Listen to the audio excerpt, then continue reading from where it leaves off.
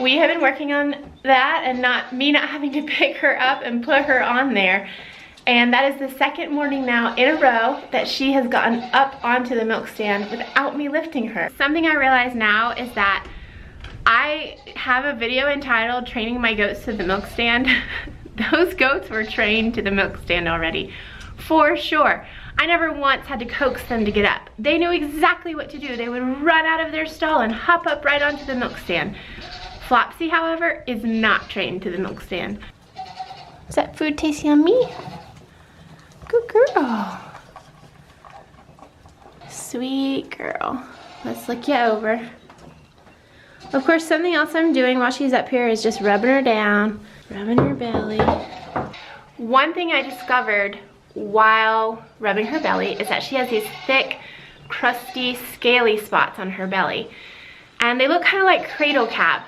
From what I could tell, there's no sores or open sores, but I have a headlamp today. I'm gonna get a much better look.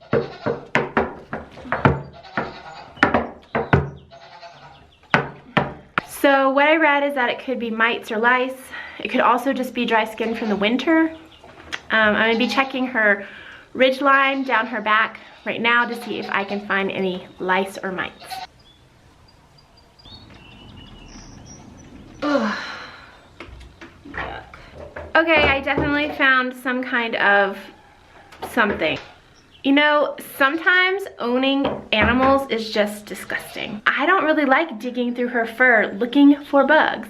I love you, and I'm gonna take good care of you, even if you have bugs on your back. Good girl. Morning, Coco. Let's check you now.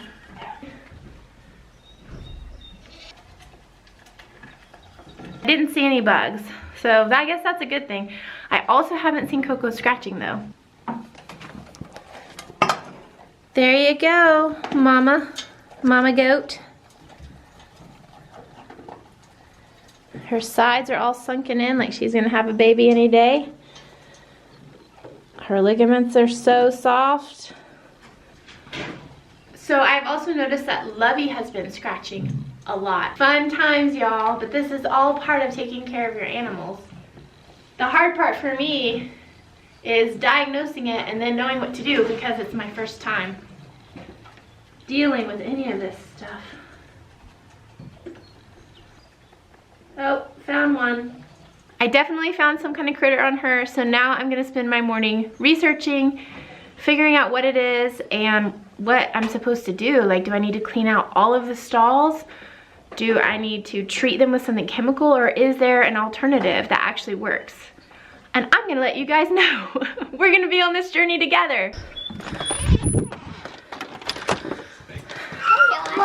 Good morning. No, not yet. Hey, wild man. Whoa, did our electricity just go off? Yes. Bummer. Are you helping? Hi. The goats have some kind of bug on them. It's making them itch. Pet them? For now, yeah. Until they get really bad. No, I'm gonna figure out today what to do. Hey, awesome guy. I think you need a bath.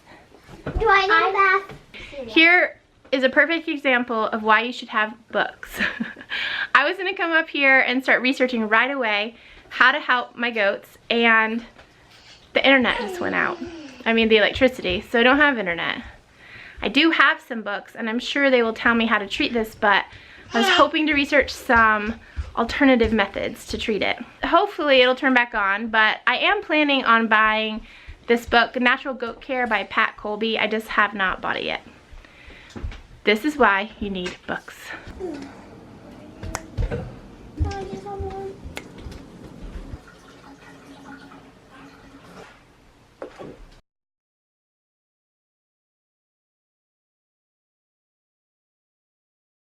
This is Miss Wolfie from our half-acre homestead. Today, we're going to talk about one of the more unromantic sides of homesteading, lice. Yep, she's totally right. It is not romantic. Now, I don't want to base everything just on that picture in the beginning, but that's what those creatures look like that were crawling on my goats.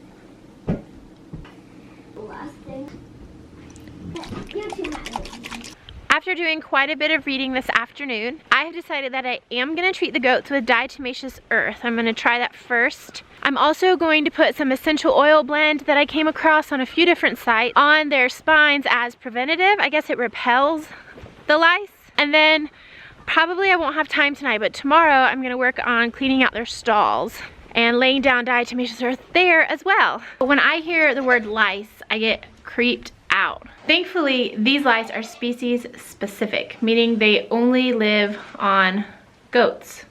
Maybe other animals too, I don't actually know, but they don't live on people. They can get on you, but then they have nothing to eat, so they just fall off and die. That being said, I still don't want to like rub my hair and my hands all over the goats right now. I don't really want the lice on me, even if they will just die. Here's the diatomaceous earth. This is food grade diatomaceous earth. What that means is that you could actually ingest this as a human and be fine. It wouldn't hurt you or affect you, except maybe it would kill some parasites that you have. One question I have is, what did people do in the old days? I mean, they couldn't get diatomaceous earth. It comes from the bottom of the ocean. It's like old, dead, crushed up sea creatures. So I'd really like to do a little more research and just find out what are some preventative measures that you can grow or do on your own homestead in order to either just your goats never get lice and mites, or kill them once they get them. Something else with diatomaceous earth is if you breathe it in, it will harm you. If your animals breathe it in, it will harm them, because the way that this works is it's like on a microscopic level, it slices and dices the critters' exoskeletons, and that's how it kills them. And it can do that inside your lungs. So I was hoping to find a dust mask. However, this is the best I could do, which is one of my dinner napkins. Okay, now I don't know if you have to use gloves, but I'm gonna use some gloves. I'm gonna be super careful not to let my animals breathe this in. And the way I'm gonna do that is I'm gonna hold the diatomaceous earth as close to their hair and skin as possible while putting it on. That's what it looks like. I'm gonna go get the goats. Flopsy first. This is my first time doing this, so I would love any suggestions, help. Any suggestions, any hints, any tips on how to get this on more correctly, more evenly, more thoroughly, more safely?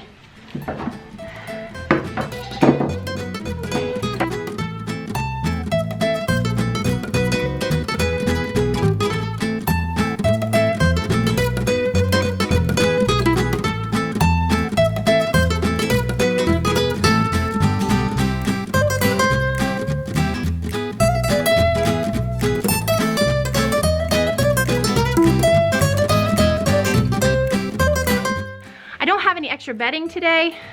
I'll have to get some of that, and then I'll be able to clean out their stalls completely. For now, I'm just gonna sprinkle some in their stalls.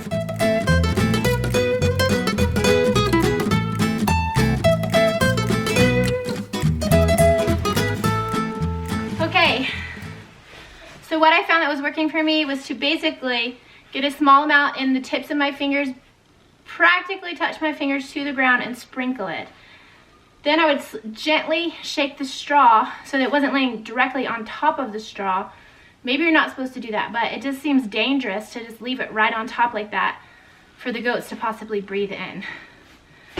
Okay, we will see if this works. We will see how many more times we have to do it. I know that it's recommended to treat the goats at least 3 times over the next, I guess, 2 weeks. It'll be 2 more treatments. Wish me luck. Like that lady said at Half Acre Homestead, not everything is glamorous on the homestead, and definitely not with animals. But it is worth it. It's going to be so worth it to have healthy, delicious, fresh milk and happy, healthy animals. It's another great day on the homestead, even if it was kind of disgusting.